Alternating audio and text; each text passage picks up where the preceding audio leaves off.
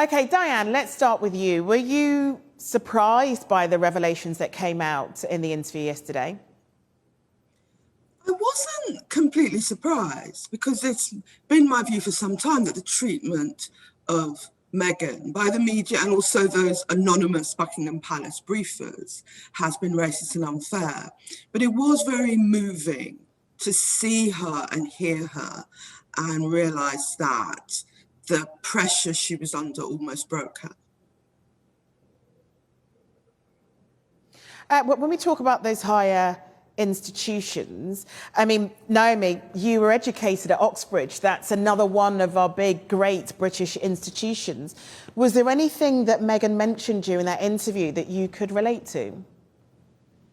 I think being one of very few Black people at the institution, so I could empathise with that feeling of being different and trying to learn that environment and the rules of that environment, and looking to people to help you to figure that out. I think what I did have was a community of other Black people to support me through that whilst I was there. And I think it was really sad to hear Meghan speaking about reaching out for help and not being able to get that. And it wasn't surprising as such, but it was upsetting to hear that when she'd asked for it, she wasn't able to get that support. Paula, did you feel a certain level of empathy with the sorts of detail that Meghan was given in that interview? I completely empathised with the words that both Meghan and Harry used when they were being interviewed by Oprah. I have lived the experiences that Meghan informed us about. I understand when she gave the description about internalising the pain that she was going through. And we know, when we heard those words, that she isn't the only one. We know about the research that's been conducted into why it is that Black people in the British society represent so highly in our mental health system. We know about how that wearing down that racism has on our mental health. So sadly, none of what she said came as a surprise to me. Kike, in terms of the surprising revelations, of which there have been quite a few that we were able to witness yesterday, was there anything in particular that surprised you? For me, interestingly enough, it was the fact that Meghan felt that she was supported. Initially, she felt like they were on her side, only to realise that they weren't discrediting the newspapers, that they were having parties with them. Yet, you know, Kate made her cry, and it came out that Meghan made her cry in the newspaper. No one came to her rescue. And I think for me, that's what surprised me, that, you know, so many people can relate to that, being in the workplace and thinking that maybe your manager's on your side, but really they're not. And I think just seeing the fact that she was quite blindsided by the situation as well, that she didn't know what to expect, and Harry as well. They didn't think that racism, you know, to that level existed, even though we do. So that's why the interview wasn't quite a surprise for me. But I think I was just really touched by the fact that they didn't know that that was what was going to happen. I mean, I know there are more Black women within Parliament now than when you first started, Diane. Was it lonely? Oh, it was lonely. And I still get excited to go into Parliament and see a whole bunch of young Black women there. It's amazing to me after 33 years. But it was lonely and it was isolating. And when things went wrong, you kind of blamed yourself. You thought, this must be me. And of course, everyone around you didn't discourage you from blaming yourself. So it was isolating, nearly 30 years of isolation. And, you know, when you would talk about that and when you tried to be open about it, were you then faced with people who said, but it's got nothing to do with the race. It's got nothing to do with the race. It must be something else. Well, first of all, I didn't talk about it for years and years. It was my staffers, young Black women, who said to me, Diane, you know, this is terrible. You have to speak out. So I did speak out a couple of years ago. But it's extraordinary to me just how so many commentators and so many newspapers refused to accept that the way Meghan was treated had to do with her being a mixed race woman.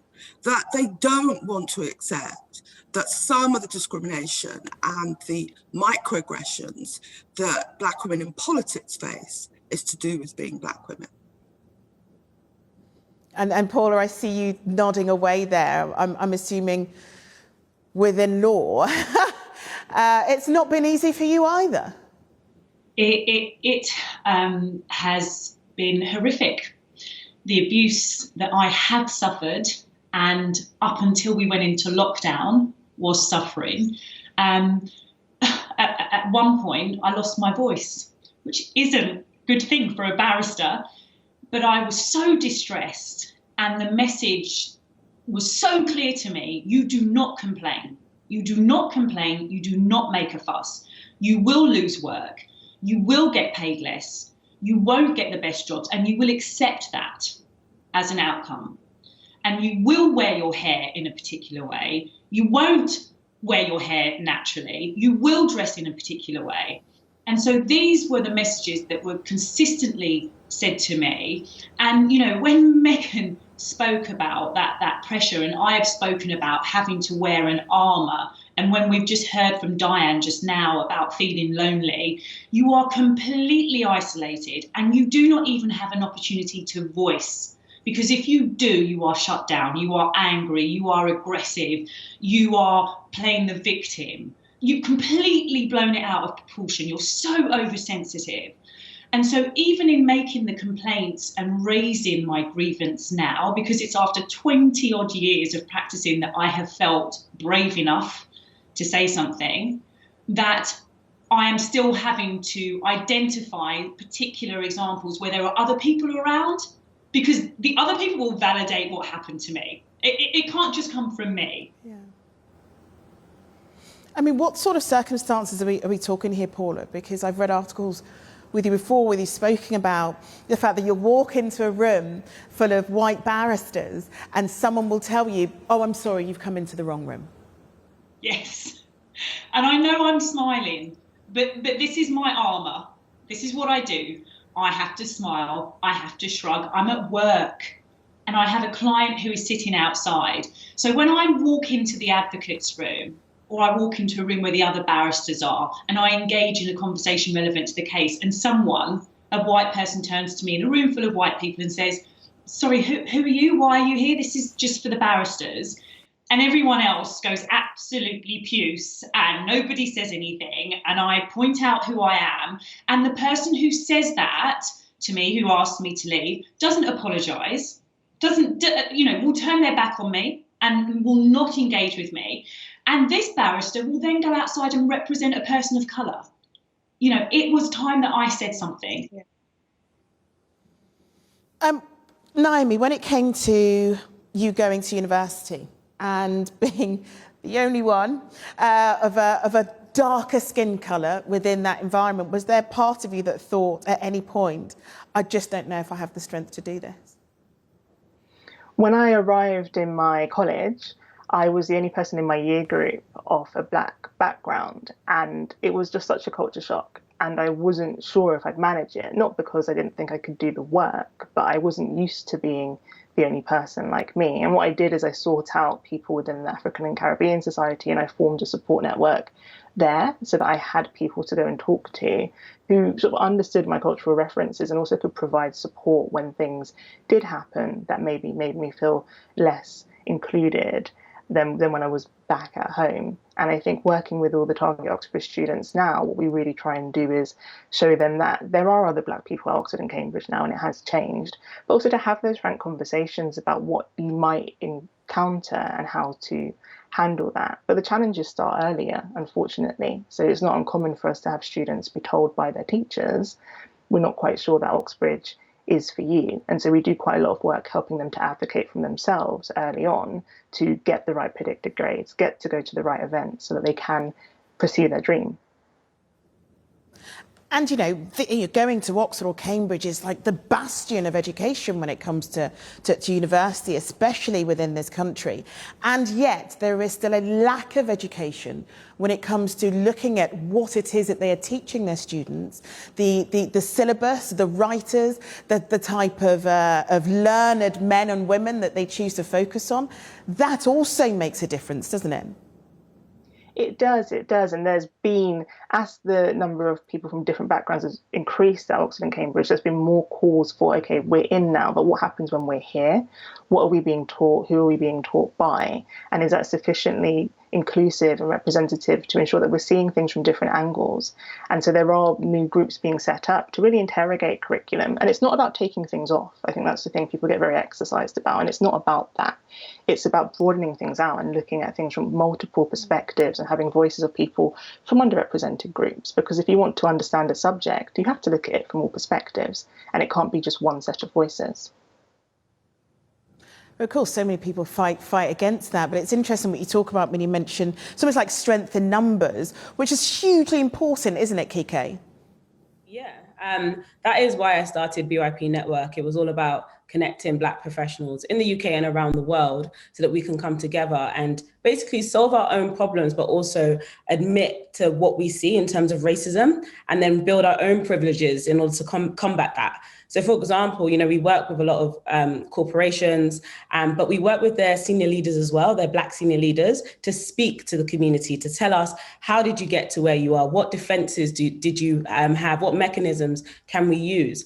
Who can I contact within that company that can refer me to the company? Who can fend for me? Who can sponsor me? And a big part of that is allies, and I'm a big believer of those who understand racism exists. They may not look like us, but they know. It's those people defending Meghan who aren't Black, but they know that it does exist. But there's a whole subset of the UK community that just don't want to know, that don't want to believe it, that don't care. And for me personally, I don't work on those people, because I'm like, maybe their time will come when they do change, but there are people that are in powerful positions that can help us. And I think us coming together, just like right now, just like with Meghan Markle, is important. And the global community as well, they're seeing what the UK is doing, they're seeing what it's about, and it's having a negative impact on the monarchy for sure. And also the reputation of the UK. Diane, do you think that as a country we are really bad at accepting the fact that racism exists here and it's something that we need to be honest about, and it's a conversation we need to have, and it's something that we need to hit head on and deal with? Horrible things happen in America, as we know, George Floyd and so on. But in my experience, Americans are more open and honest about racism than British people want to be. And actually, the people that often get most offended when you raise issues about racism are people that consider themselves liberal. They'll tell you they went on an anti-Nazi League march, however many years ago that was. And, until people face up to the issues, we can't make progress. And also just to say, I think it's really important, talking about networks of Black professionals. There's always been the type of Black professional that thinks the way forward is to keep well away from any other Black people in their field or in their office or in their building. Years ago, I worked for what was then Thames Television. There was one other brown person actually working as a journalist, and she would literally go to the other side of the canteen if she saw me. But in the end, the reality of the racism in British institutions catches up with those sorts of people too. Paula, we are 4 Black women having a conversation. And I'd like to think there's a certain level of intimacy that we almost immediately have because we know each other's experiences. We sort of understand a lot of the stories that we are telling here. But it's also important that people that don't look like us also have a certain level of understanding. And the reality is, we do need people that don't look like us to understand so that we can move this on, so we can make a change. And like Kike said, allies are very important. I know using allies is a very modern word now, but we do need those people to sort of move things on when we come to these British institutions, don't we? Absolutely. And although we are hearing a lot of pain we are all in the same boat. The royal family are actually all in the same boat at the moment. They are all having to grapple with pain. And we as a society have to deal with that pain together. Because if we don't deal with it together, then it will remain unresolved. And so as much as it's hard to see and hear what we have done and to put it in a positive context, actually for me as a barrister, it's very positive that this wound is now open for everybody to see and we can tackle it. And yes, we may hear things that we don't want to hear and we may walk out of the conversation because we're uncomfortable with what we're being challenged with. But being challenged is part of the process of growth. And so absolutely we reach out, we try and remain calm and patient, but we continue the dialogue. Do you feel as though, I don't know, I've been talking to quite a few people about this over the past few weeks. Is there any part of you that's tired of telling your story and not seeing any proper, tangible change? God, that's such a good question. So I was tearful yesterday when I watched Meghan, and yes, there was a kind of a hanging of the shoulders. But then, after thinking about that massive step, that courageous step that they both took to give their story, to air their story, I felt that was another step forward. And it's right that even now I have lots of black barristers of colour, there's only 597 of us, who will say to me, Paula, you're never going to believe what happened at court to me today. And I'll say to them, oh my gosh, okay, let's deal with this, let's confront it. And they're like, no, don't use my name. I don't want you to use my name, because the fear still remains. But that's okay. I've spoken now, and Diane's spoken and Meghan's spoken, and so much more of us are going to continue to speak and make those allies that we've been discussing. And so there is progression. And some days it will be one step and some days it will be 10 steps. But we've got to remain positive about this. Naomi, we haven't yet heard from the royal family in relation to this interview. But what is it that you would like to hear from them in a similar vein to other institutions across the country? I think the key thing when thinking about institutions trying to deal with these issues of institutional racism is honesty and also leadership. And so where I've seen change happen in institutions is when leadership has come forward and said, there's a problem here and we need to solve it and we're going to do work to solve it. And honestly, it will take time, but this is our plan. And I think that's often what's been key to when things have started to shift in other institutions. And it's about that leadership step. And it's not an easy one, because you have to accept that something has gone wrong and that needs fixing. But that's the key thing. If there isn't leadership from the top, these things often don't move. Kike, did Meghan, you are one of the younger members of the panel here today, did Meghan give you a certain level of hope when she first entered the royal family? I wouldn't say hope per se, because again, I feel like we knew what she was kind of getting into. Like, it kind of felt like, is this the right decision? Obviously it's about love, right? But, we tell people before you enter a company, do all your research, know if that's the company you want to enter, speak to the people before. And I feel like we kind of saw this coming, which is really sad to say. And it's heartbreaking to see a woman, go through suicidal thoughts. And I think, again, what really hit me was when she said that she didn't want them to know that she was going through that. And I think we as Black women, we don't want them to see us break. We have to stay strong, as they say. And she was in an institution that wasn't for her, that didn't want her to be there. And I think they were making an example of her as well. And that's how I saw it. For the future generations, don't think you can marry Black. You know, this, look what happened to Uncle Harry, look what happened to Meghan.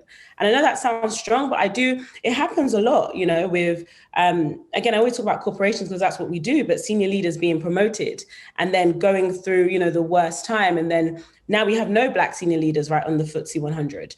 And I think that, you know, what I'm happy about is the fact that she was able to use her voice, the fact that she was able to get out, and the fact that she was able to not stay silent, because that's what they would have wanted. And I think by her doing that, that's why change will happen, and change is happening. You know, you can't silence a woman who was already outspoken. She was somebody before she married Harry. She was someone that was always about women's rights. So why would she now go through all of that and remain silent? And I'm so happy that she's done that. And as I said, like, whether the UK wants to be in denial about racism, globally, they now know that, hold on, the UK is very racist and it's been very covert.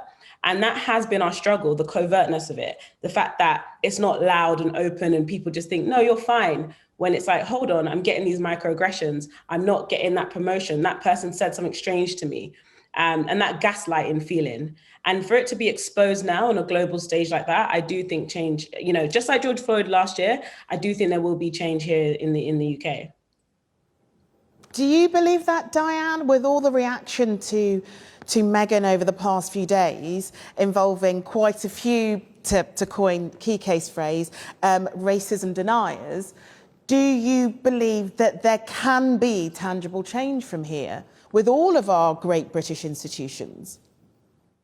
I think there can be tangible change. It may not happen as quickly as all of us on this panel would like, but I think a lot of people who might not otherwise have thought about it, including people in the royal household, have to face up to the reality of institutional racism. And Paula, how about you? Do you feel hopeful? I mean, I don't want to feel like I'm bringing a downer on things, but it does seem to feel as though we are having these conversations, we are talking about it, hopeful that things change, and then it doesn't really happen. And so is there a level of frustration for you? There's no doubt I'm disappointed. I'm not surprised, I'm disappointed. What will frustrate me and others is if the royal family don't use this as an opportunity to change. And we're not just talking about the issue of race. We've also got some very serious concerning issues surrounding mental health and what happens when a person feels as if they are struggling with their mental health and their ability to access that mental health. So, you know, for me, the frustration will come if I do not see an opportunity being taken. And here we have an opportunity. And it is possible. I know it might not feel it, particularly when there's a family who is in crisis and in so much pain, but change and positive change can come from this. And finally for you, Naomi, is there any part of you, when you watch a lot of the coverage over the past few days, where people have denied that racism is even an issue, where they've denied that racism had anything to do with Meghan's experience here, living in Britain and being a part of the royal family? Is there a part of you that just feels exasperated by the whole thing? Yes, because it's the conversation that comes up again and again whenever you're looking at a different area of how racism affects people. So working in education, the data is there. We know that unconscious bias and stereotyping means that Black students are underpredicted for their grades. We know that that then feeds into what they're able to go on and achieve in the future. But when you raise the issue, people say sometimes to me, well, if they really wanted it, they'd just get in, wouldn't they? They'd just do it. Maybe they don't care about education. I have over 1,000 Black students applying to Target Oxbridge every year. I only have 160 spaces. It's not an issue on their part. It's not for a lack of ambition or a lack of trying. And I think the data is there, and we need to stop having the conversations over and over again, look at the facts which are present, and then do something tangible that's focused on action and change. And that's what I've been trying to do with Target Oxbridge, which is really focused. But I think if in our own spheres of influence, we're able to do targeted work, supporting the next generation to overcome some of these barriers, that's when we'll start seeing change. Okay, ladies, I've rather enjoyed our chat today, and I guess I'm a bit like you. I'm hopeful that this will lead to tangible change in some shape or form, because if we don't have hope, what do we have? So thank you so much for talking to us.